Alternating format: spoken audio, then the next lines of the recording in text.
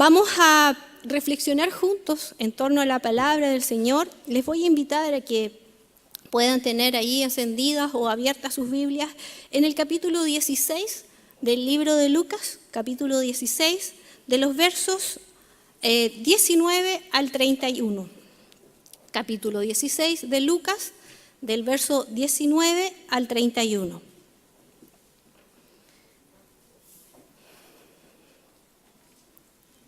Había un hombre rico que se vestía de púrpura y lino fino y hacía cada día banquete con esplendidez.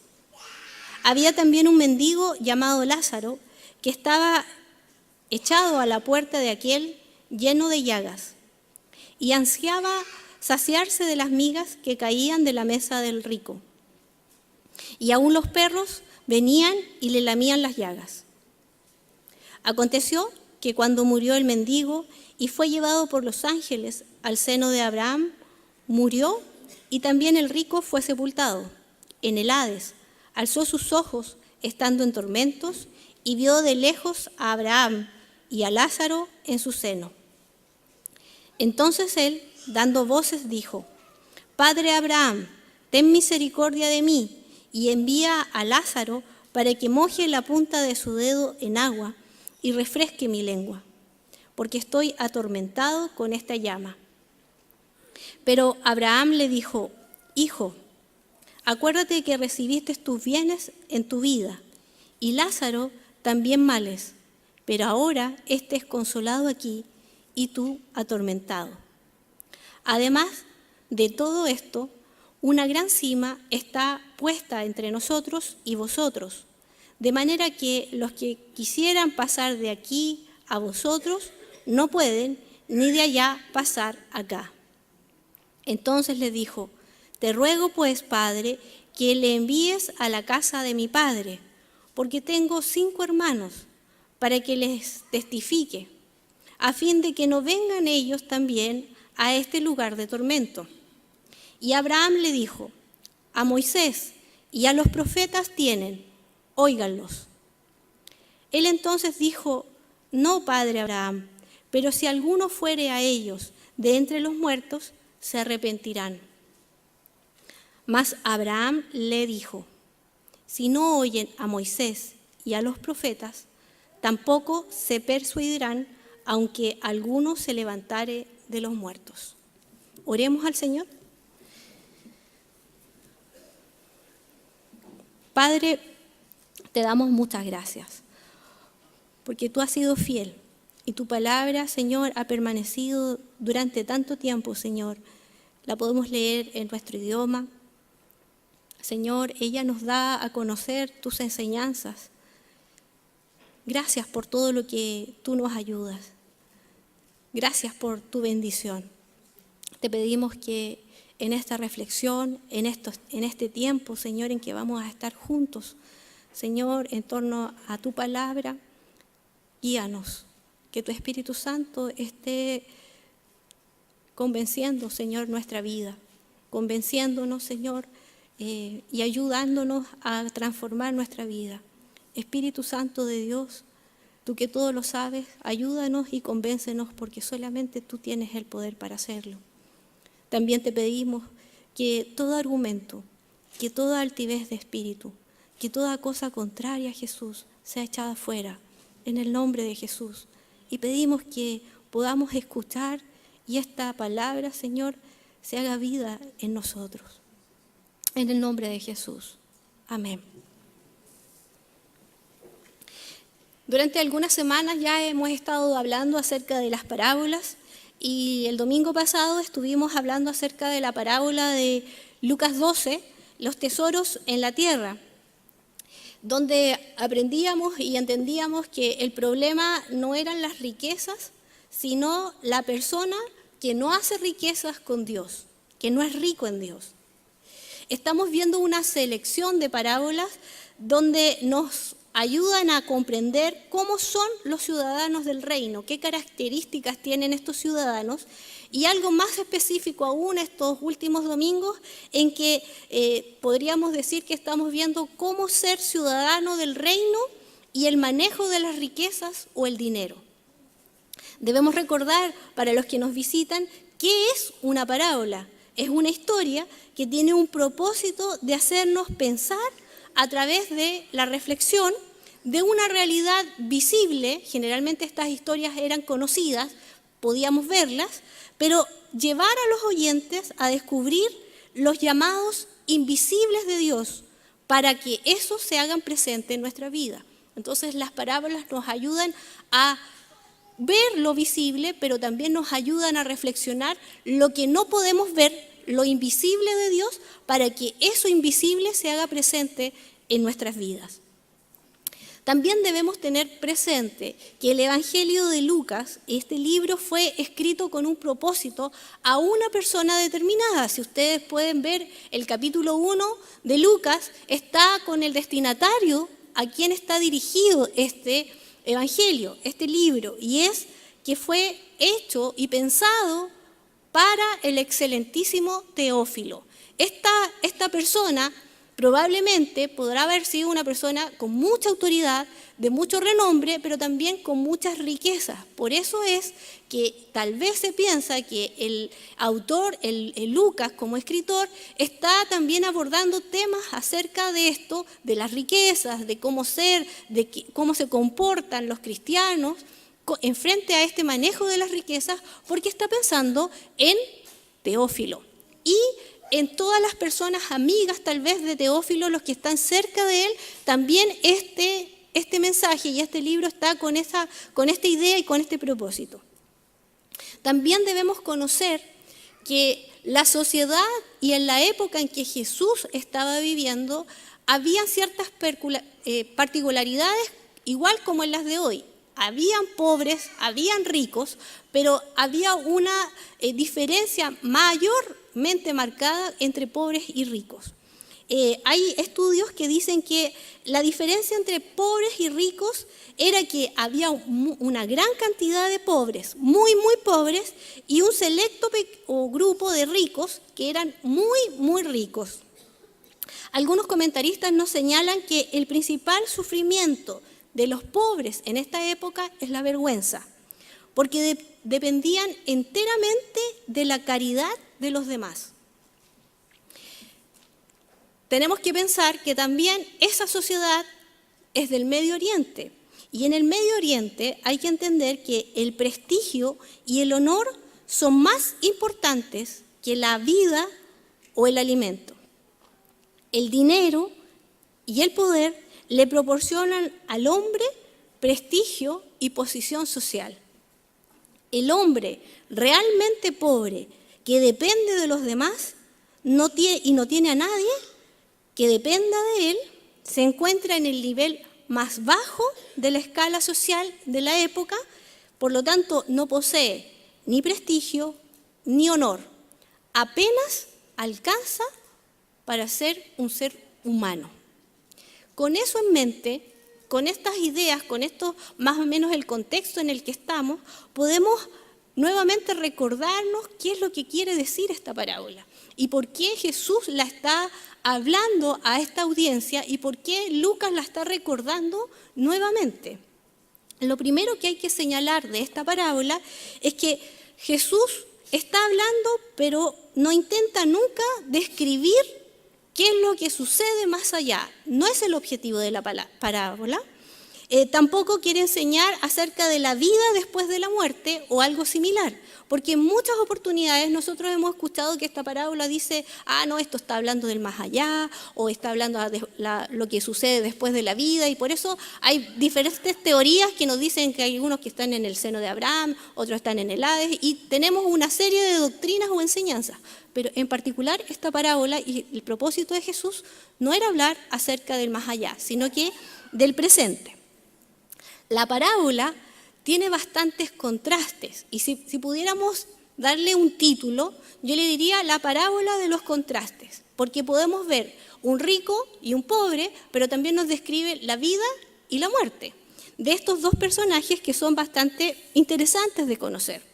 Entonces podemos dividir esta parábola en dos partes. Del verso 19 al 26 nos van a describir el momento de la vida, cómo vivían estas dos personas. El rico se vestía de púrpura y lino fino y hacía banquetes todos los días. Eso nos da un margen, un entendimiento de que esta persona era muy, muy rica. Para hacer banquetes todos los días hay que ser muy, muy rico. No trabajaba. Ya comía todo el día, invitaba gente, festejaba. Era súper buena la vida que llevaba. Además, vestía muy bien, de lino fino y de púrpura. Eso nos quiere decir que era una persona con mucho dinero, tenía mucho poder. O sea, como que hoy día dijéramos, no sé, se viste con Coco Chanel, Armani, no sé, algo así. Esto nos decía que era una persona muy rica. La finalidad de su vida, de esta persona rica, era el alegrarse de los disfrutes, de los placeres de la vida. O sea, gozar la vida siempre. En cambio, el otro, el pobre, fíjense que la Biblia y la enseñanza aquí dice, no nos dice qué vestido tenía. O sea, era tan pobre que no tenía vestido. Lo que sí nos dice es que su cuerpo estaba cubierto de llagas y además pedía limosna y pasaba hambre cada día. Este era el contraste de una miseria extrema. Tenemos a un rico que es muy rico y un pobre extremo que está en necesidad absoluta. Esta idea es importante que la consideremos porque el pensamiento hebreo de la época consistía en comprender lo siguiente. La pobreza y la enfermedad eran considerados castigo de Dios por sus pecados. Entonces, Lázaro, el pobre, estaba en esta condición porque Dios lo había castigado por sus pecados. Sin embargo, los justos obtenían un premio, prosperidad, riquezas y larga vida. Eso era considerado bendición de Dios. El rico, en este pensamiento, era bendito de Dios. ¿Por qué? Porque estaba bien, pasaba la vida, era próspero, tenía mucha plata, mucho dinero, Dios lo había bendecido mucho. También esta parábola nos relata, así como la vida, la muerte de estos dos personajes. Lázaro, el pobre, se va al seno de Abraham. Esta es la designación de un lugar de honor que va a suceder en algún momento en la creencia judía, en que al sentarse a la mesa va a haber un gran banquete donde Abraham los va a recibir a todos los justos y en la parábola nos relata el hecho de que Lázaro está en el centro, al lado de Abraham, entonces está en un lugar de mucho honor, donde todos los justos deberían estar. Y el rico se va al Hades, que según la mitología griega, Hades era el dios de las regiones bajas, o sea, subterráneas. Y este nombre se utilizaba para darle lugar al lugar donde se encontraban los muertos. Era un lugar de muertos, ¿sí? Bajo tierra. Entonces, existía la otra creencia de que la creencia judía que señalaba que de acuerdo a la vida que llevaba la persona y la creencia que éste tenía, iba a tener un lugar específico cuando muriera. Y este es o en el seno de Abraham o en el Hades. Estos lugares estaban divididos y había un abismo que los separaba, ¿sí? Siguiendo entonces con nuestra lectura, el hombre rico, cuando está en el Hades, logra ver a Abraham y comienza un diálogo. Fíjense que es el rico quien habla y no Lázaro. Habla pidiendo que Lázaro le ayude en su tormento y le pide que le lleve agua. Abraham le dice que no se puede, que hay una separación muy grande entre ellos, por lo tanto Lázaro no puede hacer nada de lo que él quisiera. Y comienza la segunda parte de la parábola, que es a partir del 27 al 31, donde se va concentrando y nos va dando interés de qué es lo que sucede con este relato y el clímax. Se desarrolla entonces una segunda petición de este hombre rico. Nuevamente le pide a Abraham, pero ahora que nuevamente mande a Lázaro, a este pobre, porque en este lugar de tormento él se acuerda que tiene 5 hermanos. Por lo tanto, estos 5 hermanos, él no quiere que pasen lo que está pasando en este momento. Y fíjense la respuesta que da Abraham a esta persona. Le dice que la forma de convertirse o de cambiar su vida no depende de milagros, sino que debe escuchar la ley y los profetas. Así entonces termina la parábola, y con el final de esta parábola nosotros quedamos sorprendidos, o a lo mejor no, pero los oyentes, los primeros, tienen que haber quedado muy, muy sorprendidos, porque se supone que el rico tendría que haber quedado en el seno de Abraham y el pobre, Lázaro, tendría que haber quedado en el Hades, porque era lo lógico. Se suponía que eso era, así tendría que haber terminado la parábola. Pero Jesús cambia el orden. Jesús está dando una crítica muy fuerte al pensamiento y a lo que están creyendo en estos primeros oidores de esta parábola, y también está en contra de este pensamiento de la creencia de la retribución. Esto de castigo de Dios, pecado, bendición, riqueza. ¿Sí? Bendición de Dios, riquezas abundantes. Hoy en día, nuevamente estamos con estas ideas también. La posición social no te otorga beneficios en el más allá. Eso es lo que podríamos decir que Jesús dice y que Jesús enseña. El ser socialmente privilegiado o tener muchas riquezas no te posiciona a un lugar en el más allá de privilegio. Además, eso le compete a Dios, no es a través de los bienes. Si pudiéramos contar nuevamente esta parábola, se me viene a la mente lo que escribió Charles Dickens en 1843 con el cuento de Navidad. No sé si ustedes lo conocen o lo han visto o lo han leído. Pero este cuento, esta historia, nos relata un hombre avaro y egoísta que se llama Ebenezer Scrooge, y cómo su vida es transformada luego de visitas de ciertos personajes y cómo su realidad cambia y se transforma de una forma en que no es la misma, ¿sí? La crítica de esta novela dice que este cuento criticaba el capitalismo excesivo e industrial de la sociedad del siglo XIX. También se ha considerado que este cuento contribuyó en la época, en Inglaterra, a la restauración de la Navidad como una época de celebración, todo girando en torno a la Navidad, a Cristo, ¿sí? Entonces, esta parábola tiene mucho que decir de una misma forma que lo que nos dice el cuento de Navidad, o esta historia que Charles Dickens inventó. La parábola de este rico y de Lázaro es una denuncia a la vida presente. Si pudiéramos decir, esto es muy fuerte, y esta frase es: imposible cambiar lo que sucede en el más allá una vez terminada la vida. No se puede cambiar. Lo que tú no hayas hecho en el presente, en el más allá, no lo vas a hacer nunca. No lo puedes hacer. Esta parábola también nos advierte de un peligro que yo les decía que hasta el día de hoy nos persigue. La creencia y la mala comprensión de lo que tenemos de entender de esta palabra, qué significa ser bendito o bendita de Dios, qué significa ser maldito o maldita de Dios. No logramos comprender lo que significa, pero el que ha sido transformado por Dios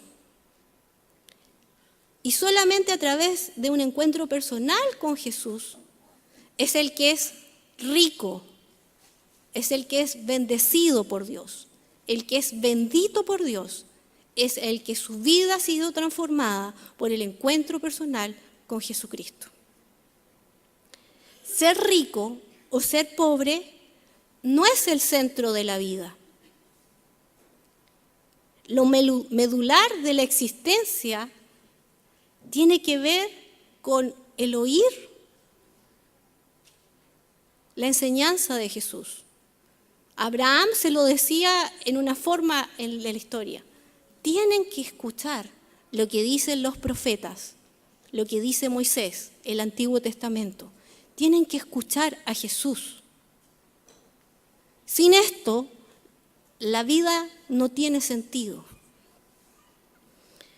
Podemos preguntarnos tal vez y decir, bueno, ¿cómo tengo evidencias entonces de haber escuchado o de haber entendido las enseñanzas de Jesús? La respuesta es sencilla. Nuestra manera de vivir es la evidencia. Y Jesús lo dice, por sus frutos los conoceréis. Nuestra manera de vivir evidencia que yo he escuchado atentamente las enseñanzas de Jesús, las enseñanzas del Antiguo Testamento en Moisés y los profetas, ha transformado mi vida de tal forma que ya no soy la misma persona. El problema del ser humano es que cada uno de nosotros tiene diferentes prioridades en la vida, que pueden ser buenas. La situación compleja es que a veces esas prioridades construyen un mundo paralelo a las enseñanzas de Dios. Y es lo que le pasó al rico. Tal vez escuchó muchas veces a Moisés y a los profetas, porque veía a lo lejos quién era Abraham. Tal vez era un judío que había escuchado muchas veces, pero toda esta riqueza, todas estas prioridades que él tenía, lo nubló de tal forma, lo desenfocó de tal forma que no logró comprender lo que era esencial en su vida y perdió la oportunidad de todos los años de su vida terrenal. Y encontrándose en el más allá, no pudo hacer más. Estaba escrito, se podría decir, estaba ahí, no se puede hacer nada. Tú escoges en la vida presente cuánto puede Dios transformar tu vida. Las prioridades de nuestra vida son las que muchas veces impiden escuchar las enseñanzas de Jesús. Escuchando las enseñanzas de Jesús van modificando nuestra vida. No es solamente, hay versos que dicen, no es solamente el oír, sino que también el hacer. Y en muchas oportunidades nosotros vamos a tener que hacer cosas que evidencien esta transformación. Versos más adelante, en el mismo capítulo, nos dicen, no se puede servir a dos señores. No puedes servir a dos señores. O sirves a Dios o no lo sirves. O dejas que transforme tu vida o no lo dejas. Pero tenemos que tomar una decisión en el presente, ahora. Eso es lo que el rico no hizo y lo que nos advierte y nos desafía esta parábola. Hoy día tenemos que tomar la decisión de que Dios sea el centro de nuestra vida. Hoy es el tiempo, no mañana, de ajustar nuestras prioridades en nuestra vida para que Cristo sea el centro de nuestra vida en toda y cada área que nosotros tenemos. Toda nuestra vida tiene que evidenciar la transformación que esto ha significado en nuestras vidas. La evidencia es esa. La transformación constante de nuestra vida es por Cristo. Y toda la Biblia y todo el Antiguo Testamento apuntan a Jesucristo. Jesucristo es el que transforma. Jesucristo es quien nos da vida y vida en abundancia. Jesucristo es el que transforma nuestra vida y nos transforma hasta la eternidad. Pero es Cristo. Sin Cristo no somos nada. La reflexión y el desafío de esta parábola es hacernos pensar: ¿cuánto tiempo tengo para cambiar este presente? Con Cristo, hoy día tengo esa oportunidad. Puedo orar, puedo tener la oportunidad de decirle al Señor: estoy desajustado, no tengo mi foco en la posición correcta, la voy a enfocar y puedo verte. Permíteme que mi vida entera sea gobernada por ti. Que el Señor nos ayude. Oremos al Señor en estos minutos para que el Señor nos guíe en nuestra vida.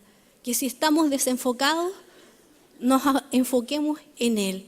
Que si hemos perdido el rumbo, encontremos nuestro norte, que es Jesús. Si tenemos muchas prioridades y no sabemos cuál o quién nos está estorbando para dejar que Dios gobierne mi vida, que este sea el momento en que el Espíritu Santo te diga: acá está, aquí no, por acá.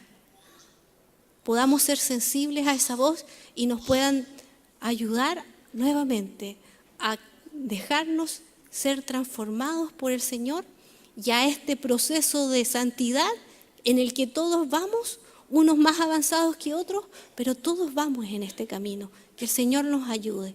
Pidámosle al Señor y definámonos. No podemos servir a dos señores.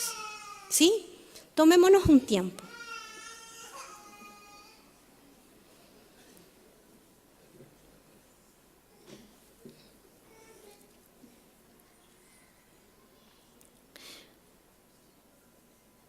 Padre, reconociendo que tú tienes toda autoridad, reconociendo que tú, Señor, conoces toda nuestra vida,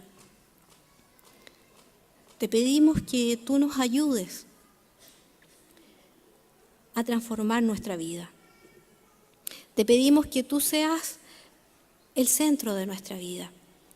Si hemos desenfocado, Señor, nuestra vista en otras prioridades y en esto tú no estás, perdónanos, Señor. Ayúdanos. Te necesitamos tanto en este tiempo. Señor, te necesitamos porque sin ti nada somos. Y necesitamos que tú sigas transformando nuestra vida. Queremos que tú seas el centro de nuestra familia. Queremos que tú seas el centro, Señor, en los matrimonios. Queremos que tú seas el centro en nuestro trabajo. Señor, en nuestra empresa. Señor, en nuestro pequeño sueño. En todo lo que hacemos queremos que tú seas el centro. Y te pedimos que tú nos ayudes. Señor, pero también ayúdanos a discernir lo que nos está apartando de ti.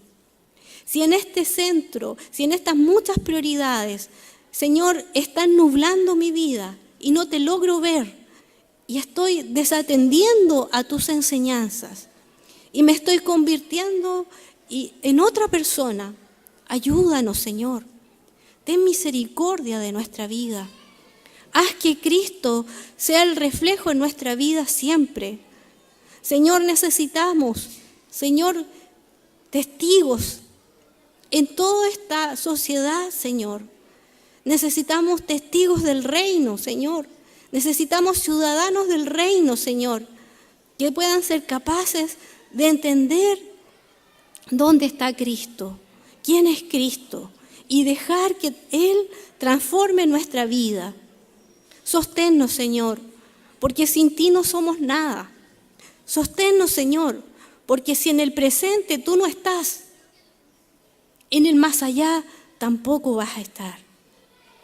Oh Señor, ten misericordia de nosotros. Modifica y transforma nuestro presente. Señor, aún tenemos tiempo y es por eso que te damos gracias. Es por eso que venimos delante de ti, porque tú tienes las palabras de vida eterna. Tú eres el Cristo, el Mesías, el Hijo de Dios, que transforma la vida de hombres y mujeres, que perdona nuestros pecados, que nos ayuda y nos sostiene. Señor, y como veíamos en la Santa Cena, tú nos reconcilias con el Padre. Tú nos das vida y vida en abundancia. Tú nos traes paz. Haz que podamos, Señor, entender y transformar, Señor, nuestro presente contigo. Ayúdanos, danos valentía. Ayúdanos, Padre, porque sin ti, vuelvo a decir, no somos nada. Aquí en el presente y nada seremos en el más allá. Ayúdanos en este desafío que significa el que tú estés siempre en nuestras vidas. En el nombre de Jesús. Amén. Amén.